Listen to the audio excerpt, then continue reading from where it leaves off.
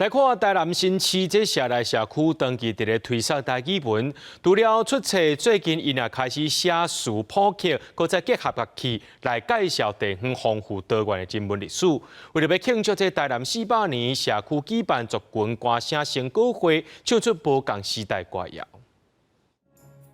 学员去感情头家发表这首家己写书普及的新港乱歌，用新港社甘地书目书等元素，甲夹伫歌书内。成立在一当来，台南新市社内社区的台语文化班，那出册并细推广台语文。这回为了庆祝台南400档，社区办新古典，透过无共族群的歌谣表演，要呈现在地丰富的人文历史。阮搁伫幼儿园到目前，全部新市的幼儿园吼，做起一间新的伫遮吼。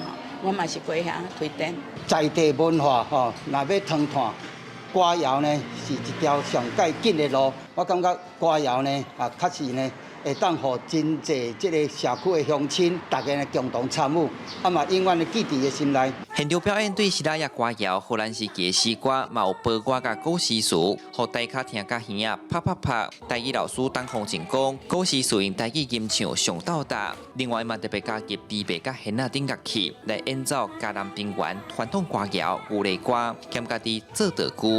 就家己用报纸用迄个来做即得米啊，阮家己大家共同来做即个犁头嘛，做甲足成的。弹出嚟，但是弹咧一定要有结合在地的迄个生活，所以阮今年文化局希望伊将即个部分结合着咱的民俗，并且是以未来生活的教育的一项。